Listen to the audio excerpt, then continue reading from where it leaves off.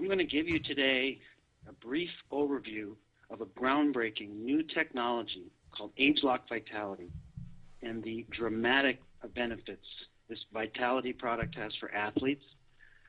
My name is Robert Nagato Needleman. I'm with the Runike LLC. We're a partnership, and there's 5 of us, including Amaji and Christian Devine, Robert Spindler, Christine, my wife, and myself.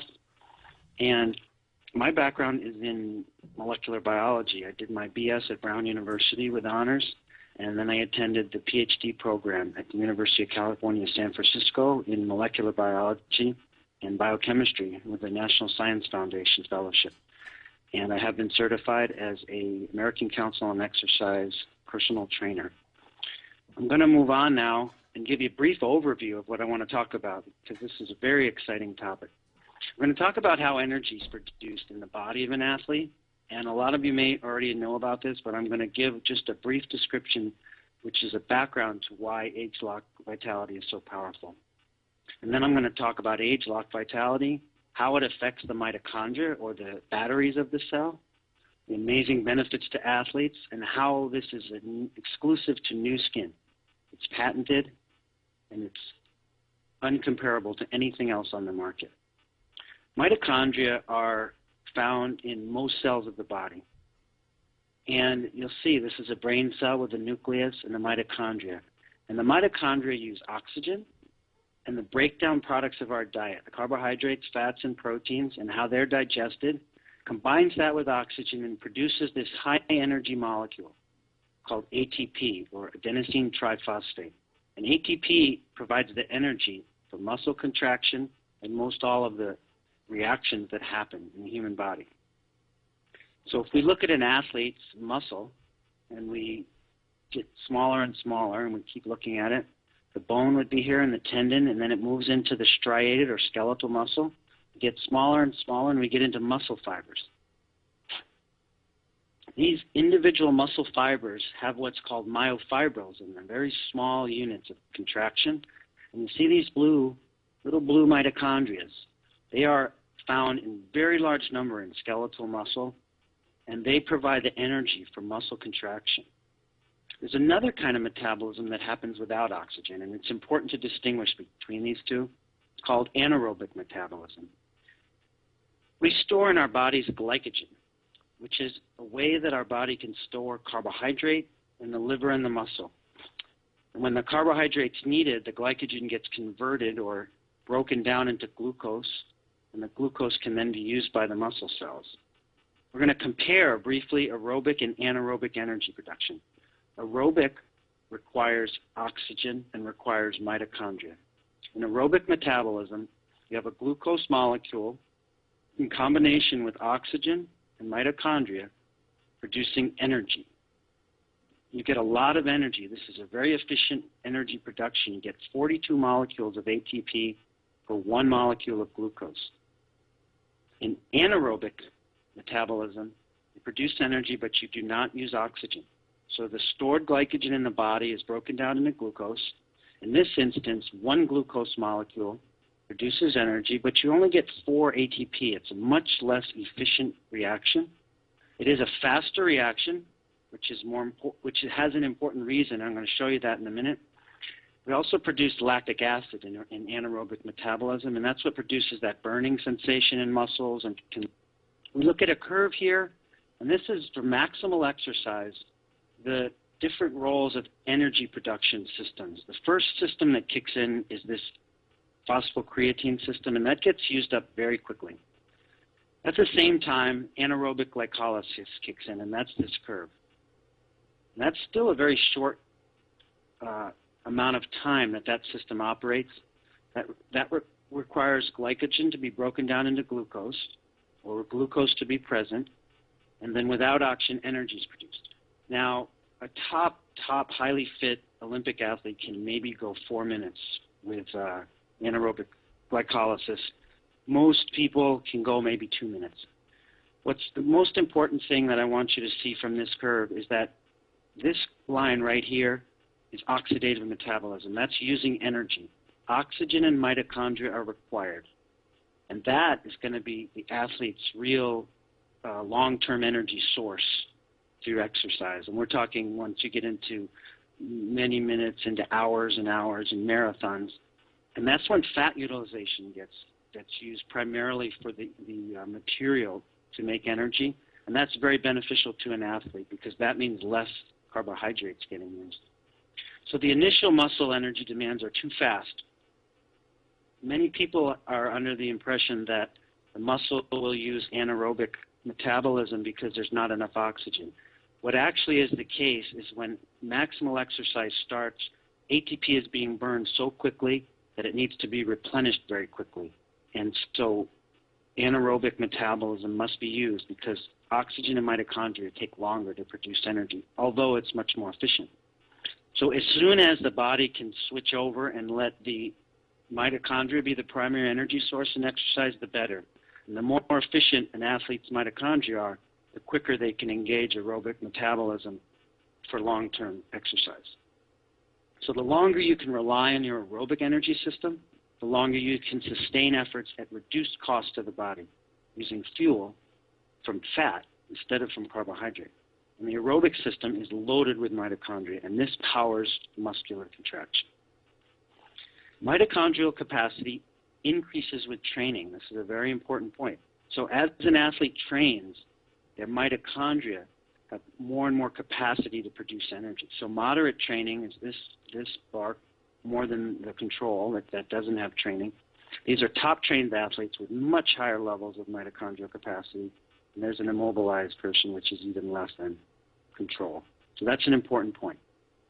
Some of the important goals of athletes are to increase their aerobic metabolism utilizing mitochondria.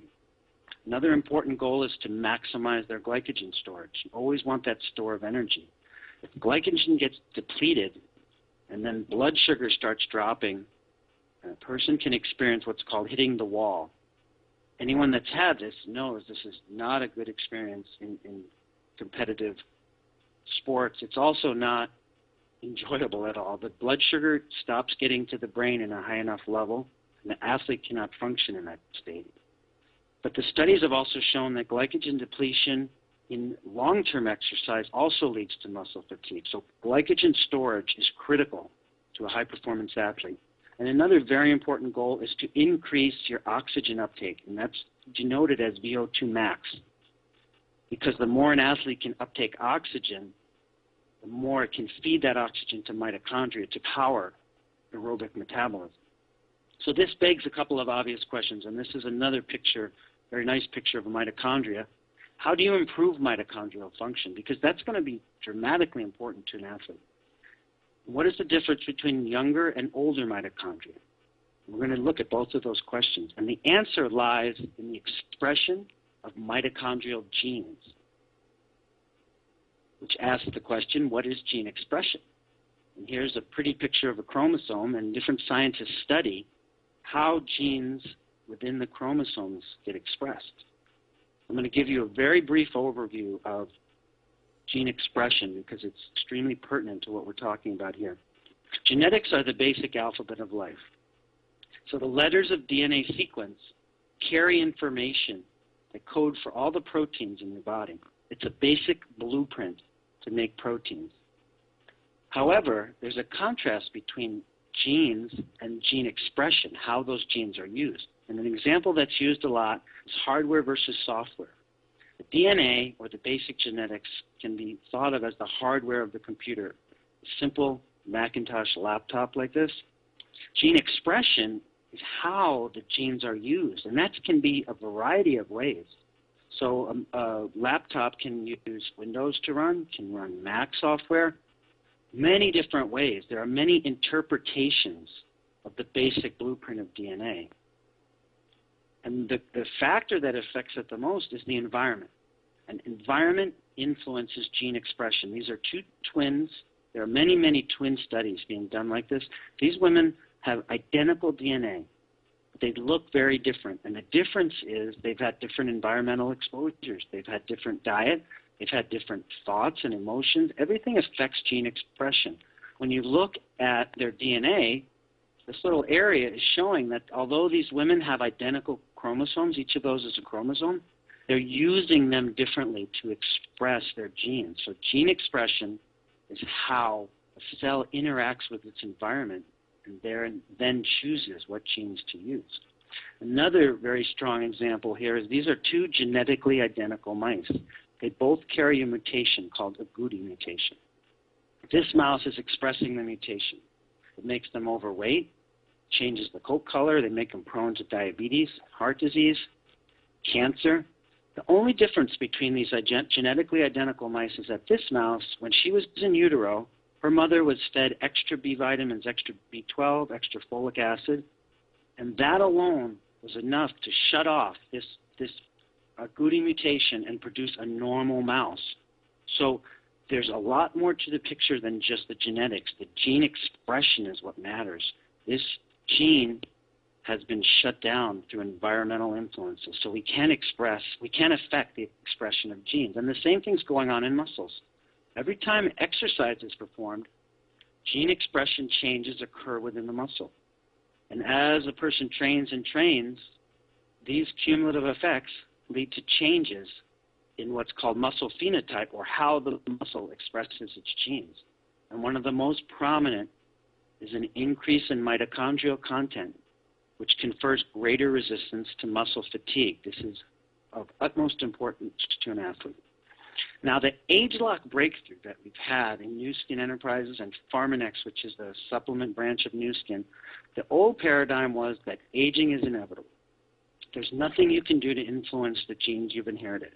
And Time Magazine published this cover article and another one also last year, both were last year, in 2010, Why Your DNA Isn't Your Destiny. That's because gene expression is different from genes that you inherit, the basic DNA blueprint. The new paradigm is that the expression of age-related genes can be influenced and can be influenced back to a more youthful state. And that's what ageLOC technology is. And this is where ageLOC Vitality comes in now. The reason I say it's such a groundbreaking technology is we've never been able to affect aging at the source, at the genetic level of gene expression. And ageLOC Vitality produces three dimensions of vitality: physical vigor, mental acuity, and sexual desire. When we look at mitochondrial activity, and many studies have been done on this, mitochondrial activity declines with age by 40% in 61 to 84-year-olds. What we've discovered in ageLOC is we have identified and influenced 52 genes that are tied to the function of the mitochondria. These are genes that change with age. We have termed them youth gene clusters because they're groups of genes that over time were once in a youthful state and change with age. What ageLOC has been able to do, and specifically ageLOC Vitality, is to influence those genes so they express themselves in a youthful state, so they express themselves as young mitochondria. Mitochondria are highly concentrated in the brain, the heart, and the muscle. So we see dramatic effects of ageLOC Vitality on these three areas of the body. The question for me is, how is Nu Skin able to do this? Here's how. It's a huge task. We have 100 PhD-level staff scientists, 3 laboratories. So we're working around the world. There's a lab in Utah. There's 2 labs in China. We have exclusive partnerships. LifeGen Technologies, I'm going to say a lot more about in a minute. Stanford University, Purdue University. We work with over 150 universities in collaborations at Harvard, UCLA, Columbia, Duke, Beijing University, many, many, many, many more. Dr. Richard Weindruck is one of the founders of LifeGen Technologies. He's been interviewed all over the media, CNN, 60 Minutes, CBS, because he is a foremost expert on genes associated with aging, on affecting genes, and causing a reversal of expression of those genes back to a youthful state. And he's done work on what's called caloric restriction. For over 30 years, LifeGen Technologies has studied genes that change with age. So we have a 30-year jump start on any other company because we have this data bank of genes throughout the body that change with age.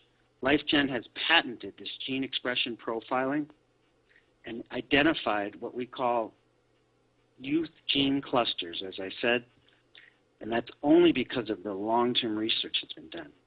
And here's the technology. This gene chip right here, it's called an Affymetrix chip or a gene chip. It costs about $10,000 to run this experiment one time, so you need to be a very wealthy company also to be able to do this. This little area contains all 20 to 20,000 human genes. The entire human genome is on that little chip. And this is called a DNA microarray. And that shows the gene level expression of all of the genes in the human genome.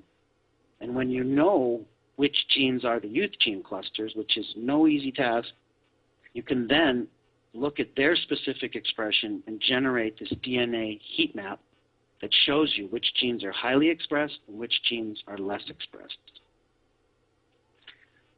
So now that we know the genes in mitochondria that change with age, we can look at youthful gene expression, and these are those 52 genes, each one in one of these little bands, and older gene expression, each one in these little bands, and you can screen for ingredients based on this kind of a gene modulation experiment. Nobody else can do this because they don't know the youth gene cluster. Now, as you can see, ingredient number 4 produces a very similar pattern to the youthful gene expression pattern. So young mitochondrial gene expression and old mitochondrial gene plus adding ingredient number 4 produces a profile very similar to young mitochondria. We're literally resetting the youth genes back to youth. And this is about balance. It's not about one gene. Any company that says they found the gene for aging is inaccurate. Genes work in groups, and this is balance. So we're turning down genes that accelerate aging, and we're turning up genes that preserve youthfulness. So when you make a product that affects a youth gene cluster, you have to turn down the right genes and turn up the right genes. Then when we look at the studies being done now, ageLOC Vitality improves physical endurance. So this is on a 5-week study, 63% increase in time to exhaustion on the treadmill with ageLOC science. Muscle glycogen storage, we talked about how critical that is for an athlete, is increased 57% with ageLOC Vitality. Mitochondrial enzymatic activity, that means the enzymes in the mitochondria, when they're measured, are more active, which means mitochondria are working more efficiently. 36% increase on ageLOC Vitality. And cognitive function goes up dramatically. This is the placebo control, and this is on ageLOC Vitality, and this is based on the composite cognition index. So in addition to all the endurance and physical benefits to an athlete, to have increased cognitive function and stronger focus is critical to a high-level athlete. I'm going to go over the ingredients. Cordyceps CS4 mushroom is the most prized medicinal mushroom outside of China, and Nu Skin has exclusive rights to the CS4 strain. This is the only strain recognized by the Chinese government. It's under intellectual property protection by Nu Skin. So this strain, which is the closest to the ancient strain used in China, is only in ageLOC Vitality. You cannot find CS4 in any other product. Pomegranate fruit extract. When you test pomegranate fruits, when you have the ability, the biochemistry to test, 99% on the market are found inactive. We have a patented proprietary extraction process. And we know this is an active product because we show it by the effect on the gene expression in the mitochondria. Farmanex Asian ginseng root. It's RB1, one of the most active components in ginseng, proprietary, unique, biologically active extract. But all of these are chosen through these gene modulation studies. On top of that, we have patented the blend. So even if I gave 5 people the same ingredients to make a cake, all of those would come out differently because the recipes would be different. We have the recipe to affect the youth gene cluster of the mitochondria. ageLOC Vitality has been HFL Sports Science Bioresearch certified for no stimulants or banned substances. Chosen, as I said, through these gene modulation experiments. Only Nu Skin can do this. We have 30 years of research with many, many, many scientists, and we know the genes that change with age. To give you an idea of the quality of our company, Pharmanex, we also have a study with highly elite athletes, U.S. Navy SEALs, taking one of the ageLOC ingredients, ageLOC Vitality CS4 cordyceps, 6 weeks, increased their VO2 max. That's a powerful statement. We also showed it increased VO2 max and stamina in the elderly. But the fact that it affects elite athletes is of extreme importance to highly trained athletes in competition. We were also the official nutritional and dietary supplement, vitamin, mineral, and phytonutrient sponsor for the 2000, 2002, and 2004 U.S. Olympic teams. We competed against 500 other supplements. It required extensive testing of our supplements. This was not something you buy a sponsorship. You have to earn this from the Olympic Committee, and Pharmanex did this for 3 consecutive Olympic teams, or training years. 5 Pharmanex products listed in the physician's desk reference. We were the first supplements to be in the PDR. We have a flagship overall supplement called LifePak Nano. It's got over 60 antioxidants, vitamins, minerals, and it's guaranteed absorption of these antioxidants. And we have this product as well as 4 others in the physician's desk reference. Our findings are patented. ageLOC Science has 14 patents, and there's more on the way in multiple countries, either approved or in process, so that no one else can do this technology. This is exclusive to ageLOC Vitality.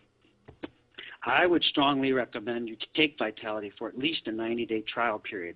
This is not something you take before a race and then don't take it. This is you take consistently. And the normal dosing is 6 a day. You can do 3 in the morning, 3 later in the day. People break it up differently. But it's something you take regularly because you're influencing the gene expression of your mitochondria back to youth. So I strongly suggest committing to a long trial period and just watch the amazing results. Thank you so much for your time, and we look forward to hearing all of your amazing, amazing stories in your performance, in your training with ageLOC Vitality. Thank you very much.